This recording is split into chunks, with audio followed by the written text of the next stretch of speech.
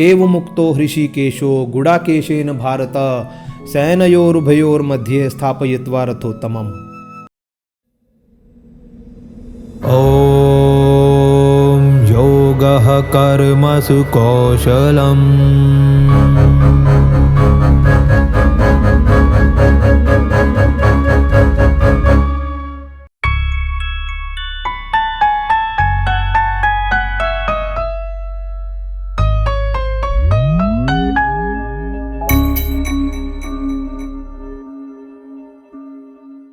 हरिओम।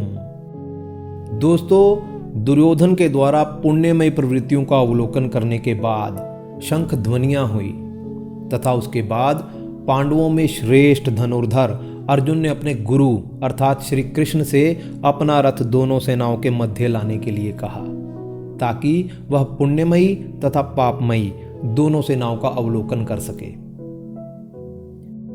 योग साधना में साधक अच्छे तथा बुरे दोनों संस्कारों को निर्मूल करने के लिए यत्न करता है, ताकि दोबारा जन्म न लेना पड़े।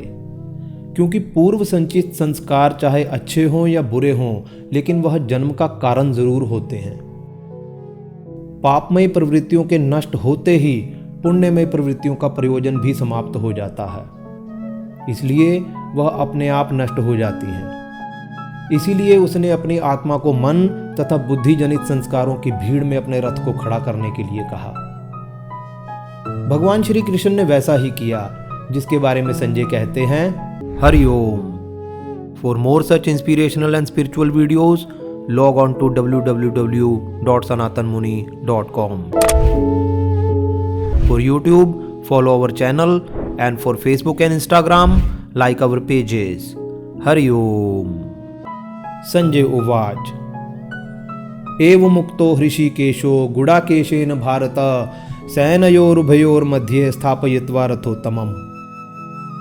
संजय ने कहा, हे भारत, इस प्रकार गुडाकेश अर्थात निद्राजयी अर्जुन के द्वारा कहे जाने पर हृषिकेश अर्थात इंद्रियों के स्वामी भगवान श्री कृष्ण ने उस उत्तम रथ को दोनों सेनाओं के मध्य ले जाकर, गुडाकेश का अर्थ निद्रा पर विजय पाने से है, अर्थात व्यक्ति जब चाहे सो सके और जब चाहे जाग सके।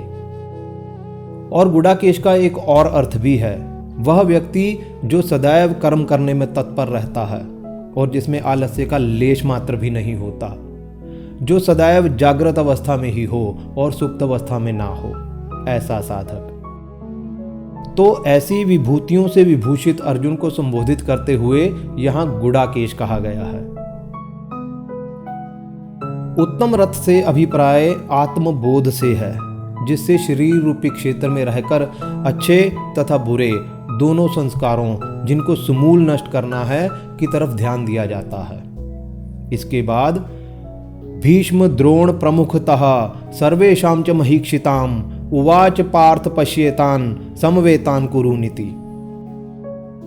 रथ को वहां स्थापित किया जहां पर भीष्म पितामह, द्रोणाचार्य तथा और प्रमुख राजा खड़े थे, और उस पार्थ अर्थात कुंती पुत्र अर्जुन से कहा कि हे अर्जुन, अपने सामने खड़े किए हुए इन कौरवों को देख। फिर अर्जुन ने क्या देखा? तत्र पश्य स्थितान पार्थः पितृनथ पितामहान आचार्यान मातुलान भ्रातृन पुत्रान पौत्रान सखीन तथा। तब पृथा पुत्र अर्जुन ने वहां दोनों ओर उपस्थित पितरों को, पितामहों को, आचार्यों को, मामाओं को, भाइयों को, पुत्रों को, पौत्रों को, मित्रों को तथा श्वसुरान सुहृदश्चैव सेनयोरुभयोरपि तान् समीक्षस्य कौन्तेयः सर्वान् बन्धूनवस्थितान्। श्वसुरों को तथा शुभ चिंतकों को दोनों सेनाओं में देखा। अपने सभी बंधु बांधवों को वहां उपस्थित देखकर कुंती पुत्र अर्जुन ने क्या किया? कृपया पर्याविष्टो विषीदनिदम अब्रवीत। करुणा से पूरित होकर शोक करते हुए कहा। यह 28वें श्लोक का आधा भाग है। इसके आगे अर्जुन बोलना शुरू करता है और वह पहले अध्याय के अंत तक बोलता ही जाता है।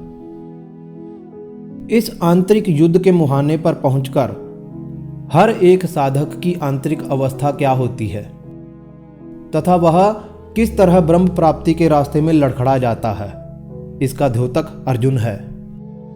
शुरू में हर साधक की यही अवस्था होती है और वह अपने गुरु से प्रश्न पर प्रश्न करता है, तर्क पर तर्क देता है और गुरु समाधान पर समाधान प्रस्तुत करते हैं।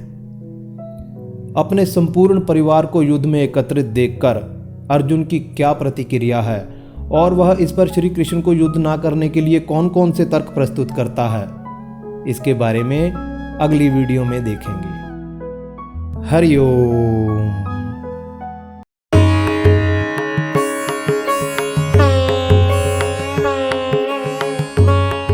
दोस्तों, पिछली वीडियो में हमने प्रश्न किया था कि श्रीमद् भगवद गीता में कुल कितने अध्याय हैं।